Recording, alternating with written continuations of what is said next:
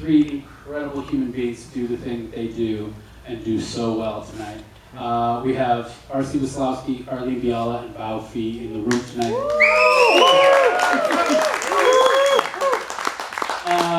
And all those empty seats are motherfuckers who didn't know. You know what I'm saying? They just didn't know. And if they knew, they would know and they'd be here. You know? And that's just the way it is. But you're here, and that's what counts. That's what matters. I'm just going to do a real simple little poem. It's called Uproot. When I die, plant a fruit tree in my belly, and then I can still feed you when I'm gone. Once I'm tall enough, I implore you to dangle your feet off my branches. Let your gray hair tickle my green and yellow leaves. When I change colors in the fall, know that's me saying hi. Then it's time for a sweater. The breeze will move me and you. And I'll stand there, always, holding you, as long as you wish. And then plant a seed from me next to my roots. And there you can go when you go. And we will slowly drop a family long after our bodies are once again dirt. Thank you.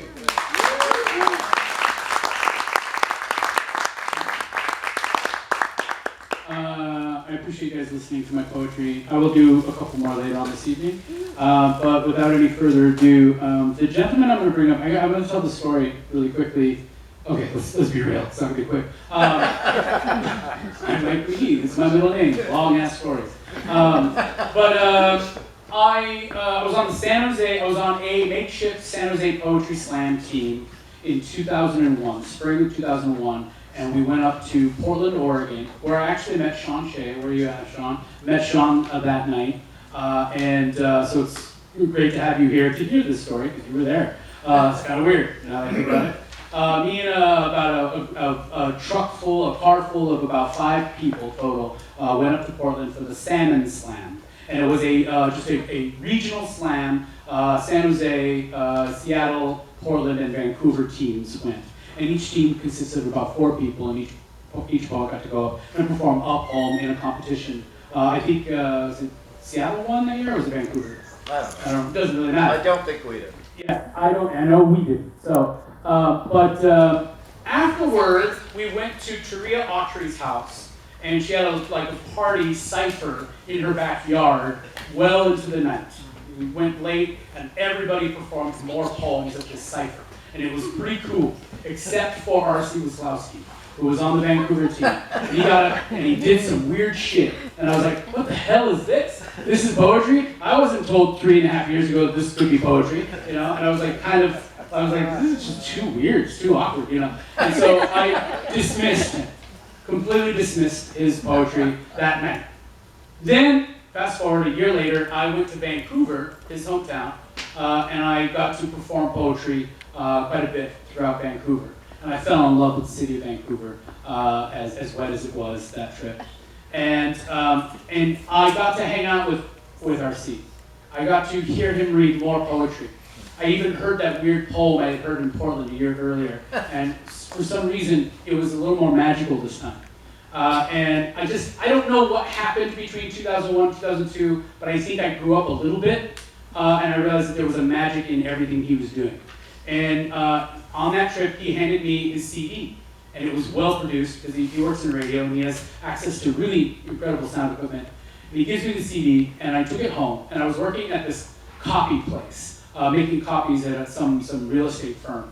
And I was stuck in this little closet all day long, making copies. It would get so hot in there. So I'd just be sweating, making copies, and I could listen to anything I wanted to. And on this day, I brought my Discman with RC Weslowski's album in it, The Sound of One Hand Napping, right? And I listened to it for 6 hours straight. And by the third listen, I was weeping in this, and to be on the clock at a copier, just being it changed me, you know? And poetry had changed me a number of times up until that moment, but there was something different about this time. And I realized that not only did I finally get it, but that I loved RC Weslowski, that I understood so much about him, and that he was going to mean something to me for the rest of my life. And so far, so good. Not too bad. 22 years later. And so it is an honor, fucking finally, to introduce RC Weslowski to the San Jose Poetry Festival. Please welcome my friend, RC Weslowski.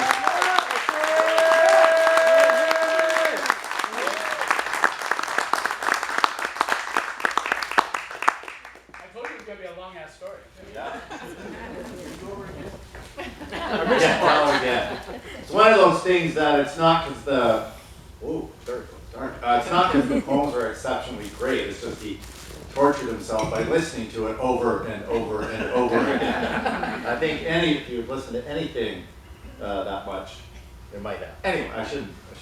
Anyway, thank you, Michael, for that beautiful intro. Let's please applaud Michael McGee.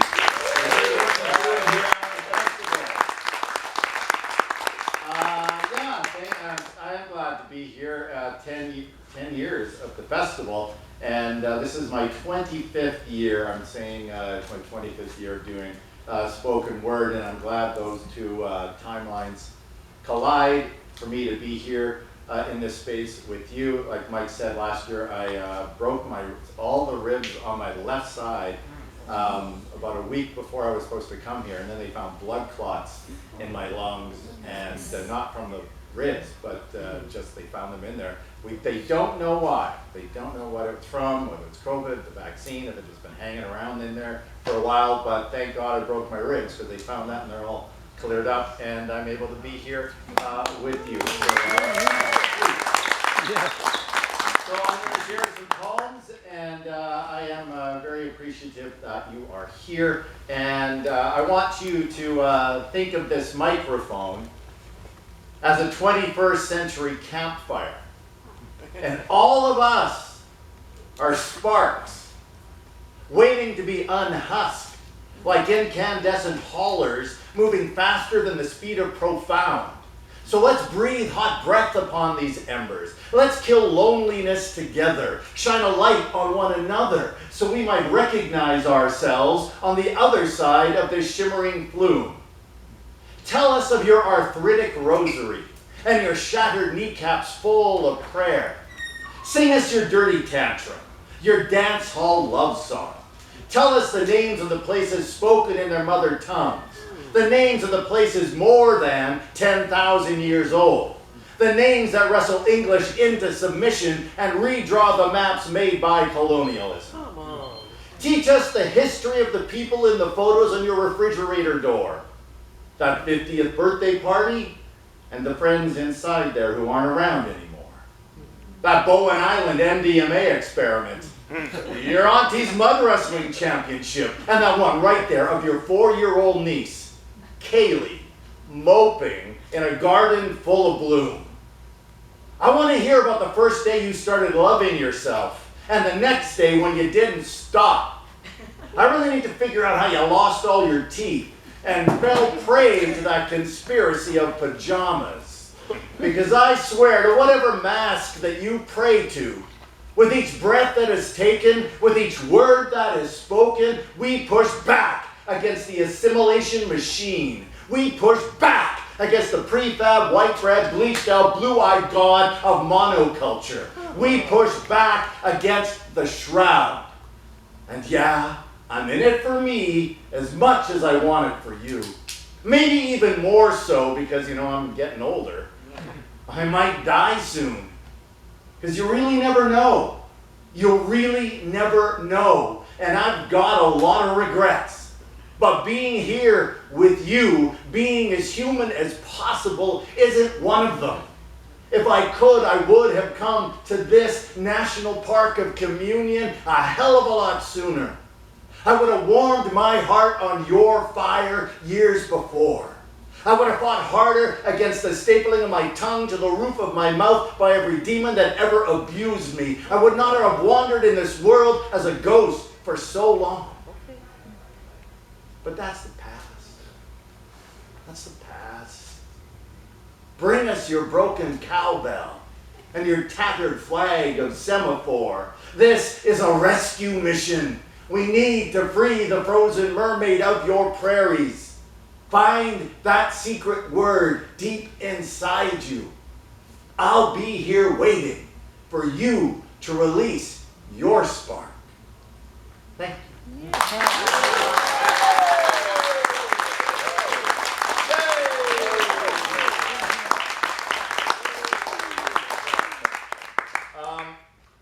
And in that poem, I mentioned the mother tongue and the 10,000 years old, and I just wanted to acknowledge that we are on the land, the original territory. I'm going to make sure I say it, the Muwekma Ohlone people. And I always like to say that in our when I perform in Vancouver or in Canada to try to recognize our local indigenous population, because they are not gone.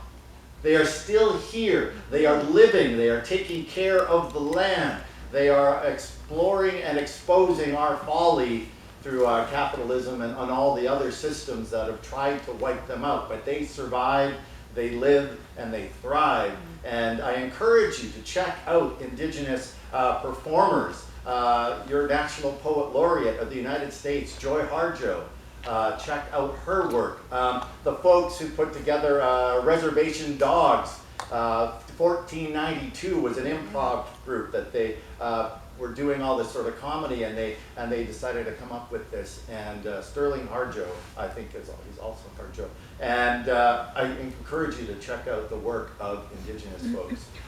It's powerful, it's vibrant, and it's still taking place right now. Yep. They are not gone, they are not invisible, they are alive and thriving. Finally.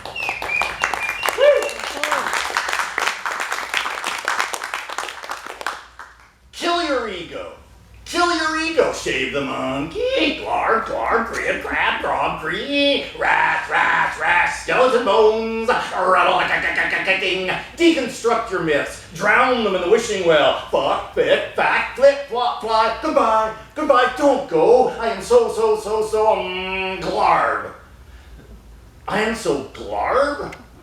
I am so glarb. There is no language to say how I feel. There are no words to chew, to spew, to spit, to sink my teeth into and growl. Grr, grr. Go wide, go deep, open wide, never sleep, only dream and do and with rockets and rabies and jackhammers pounding your heart at 100 million miles an hour. Dig it hard and shine. Quiz like a call. I cannot take this. Reinforce my stereotypes. I don't want the truth. I don't want the truth. The paths, must you mean the paths? Quit licking this cargo that I carry. I am afraid. Whoop, whoop, bark. Whoop, whoop, bark. Don't you dare live your life unnoticed. Don't you dare let anyone swallow your tongue. Don't you dare. Please, I dare you. I dare you. Fart in front of nuns. Be a flake and a fuck-up. More brazen than a raisin mixing with bran. Ruder than a coughing mule. Eeyaw. Shower without a curtain. There are way too many treasons to believe you are still the living dead. Fight them, bite them, smack, smack, and smite them. Write them down with your blood. Don't wait till you're drunk to say how you feel.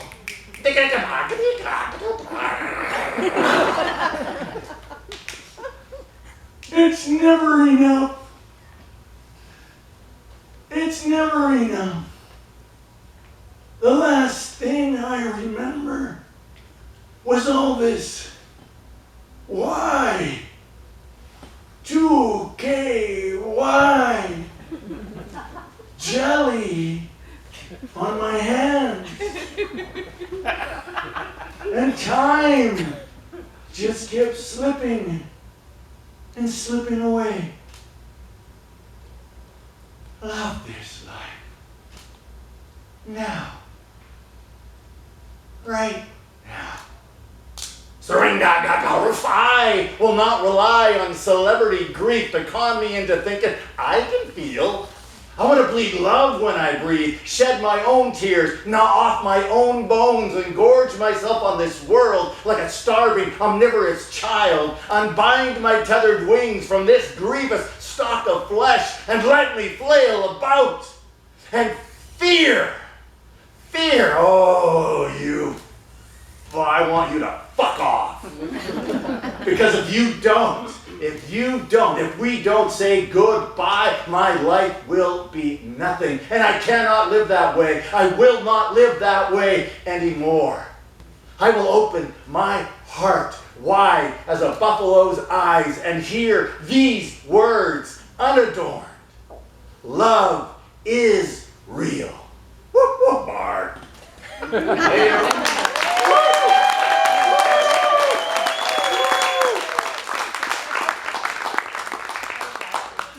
I don't think that was the poem you heard, but anyhow. It could have been.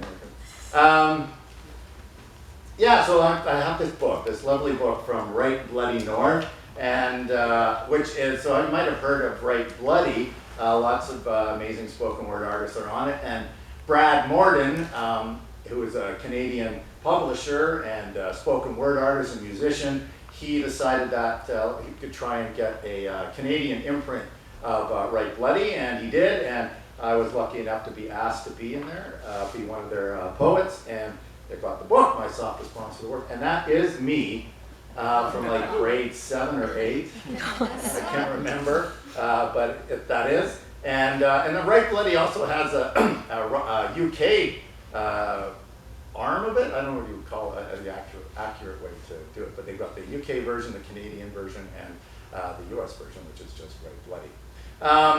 So I'm sharing some poems from the book, because this is the first time, it came out in 2021, so during the height of lockdowns and the pandemic, and then I got hurt last year, so I haven't had a chance to perform poems from the book outside of Canada, and it's, again, that's another really grateful experience to be here and sharing them with you. So, I don't know if you've noticed, like when you go online, I don't know if you go online, but if you go online, you see people are like, and they're like, oh, I know what's right. I got it all figured out. And there's people who, they say that the world is corrupted.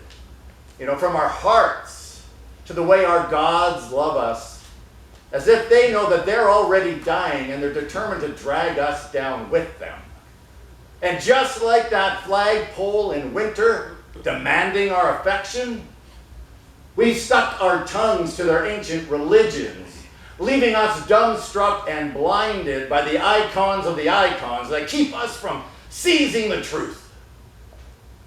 But what that truth is, I don't know. I have no answers to definitively give. I have enough trouble figuring out which day is garbage day after a statutory holiday. The rules of this world make little sense to me. Each day seems to give us more reasons to not care, to remain in our caves feeling feral, angry, and abandoned, in a kingdom we feel lost in and abused by. But here's the thing about a king. At its best, to me, royalty is novelty. At its worst, it's oppressive. And our love has got to be more impressive than that. So brothers and sisters and the magnificent gender-bending binary fisters, let's be moved by the ooh. Let's be wowed by the awe. Let's bathe in the wonder of the blunder that created us. The cosmic giggle that leaves us laughing and asking, what are we doing here? Who's driving this bus? I don't know, and neither do they who say that they do, from the I told you so's to the bat-a-tat do that's. So, what's a sacrilegious trickster to do? Well, I posit this pickle. I float out this feather. My friends, let's not get it. Together. You and I, me and we, let's build a sacred union of confusion. A family of the flummoxed and flabbergasted. A perpetual party of the puzzled and perplexed. baffling, a grand and boisterous baffle-gab. Poets! Wide-eyed, slack-jawed, and drooling, slapping their foreheads with vigor and distinction. Let's not get it. Together. This is your permission slip to be human, not horrible. The pressure's off. We don't understand. We'll never figure it out. There is no need to worry about whether or not you are good enough. For the gods we've created, demanding our perfections, grasping at flaws to prove the world right that we're wrong? Come on. Let's go skinny dipping in the river of creation. Inquisitive salmon asking all the embarrassing questions. I surrender myself with awe and devotion. Let's see what happens when the wheels come off. Let's not get it together tonight. Thank you.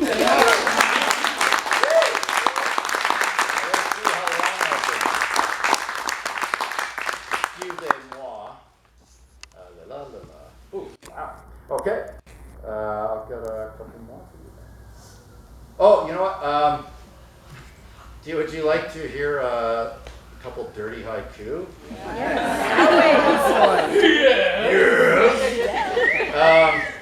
So I recently had sex with Sylvester Stallone. What? Yeah, and it didn't end well.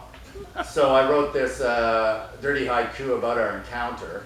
God of the Italian stallion? Yeah, so he was like in Rambo and Rocky and all that. So, and so anyway, Rocky Bukkake. Not in my face, but in the eye of the tiger. You gotta know what, I don't know. Bam, bam, bam, bam. That's the sound he makes too when he has sex. He's just like bam. When he orgasms, like bam, bam, bam, bam. He's quite the guy. So if any of you know, so this is a poem in the book, of course, that was inspired by a really fantastic poet by the name of Anis Mojgani. And you may know him, but he has a really iconic poem called Shake the Dust.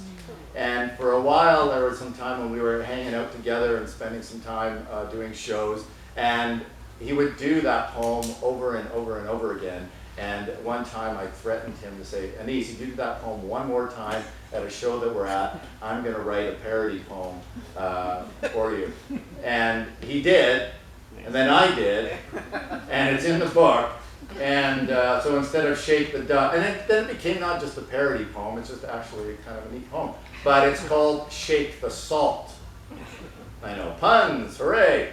But here we go. This is for the pork chops, the meatloaf, the stroganoff, and the casserole. For the beef dip left off the menu, shake the salt. This is for the slaughterhouse veal and the lamb chop shish kebab. For all the aching for the bacon, for the tripe and the entrails, for the wishbones never broken, shake the salt. This is for the hard-boiled and the scrambled, the over-easy and the sunny side up, for the outfoxed, the cooped up and the poached, for the ones who cracked under heat and heavy pressure, for the ones whose spirits broke. This is for all the sidewalk friars who went from their frying pans into the fires, shake the salt. This is for the fast food and the freeze-dried, the instant puddings and genetically modified, for the TV dinner that knows that no one's coming, and the drunk driver who made it so. This is for the food court and the drive-thru, the last-minute order no one expects. This is for the 24-hour diner and the breakfast after sex. Shake the salt. This is for the freedom fries still fighting, the pomme de terre destined to be mashed. For those who say tomato and those who say tomato. For those who say potato and those who say potato. For Dan Quayle's grade school teacher Shake the salt. This is for the dish pig and the line cook, for the busboy, waitress, and the bouncer. This is for staying open late for one last order and the lonely who'll devour it. This is for the fry bread and the bannock, the pemmican and the salmon, the shawarma and falafel, the roti and masala, for the bok choy and bibimbap, for the collard greens and deep fried chicken, for the different ovens we've been cooked in. Shake the salt. And this is for the salt. Spilled and disregarded. Don't leave it unattended. Pick it up and toss it over every living shoulder. Make a wish and fill your spirit. Feed your hunger for this life. And shake the salt.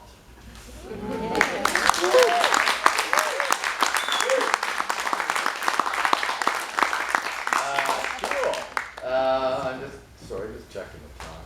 Okay, I probably have, this is it. Thank you so much for having me, being here. Well, it's almost, my time's almost up. So I will leave you with, oh my gosh, I'm going to leave you with this.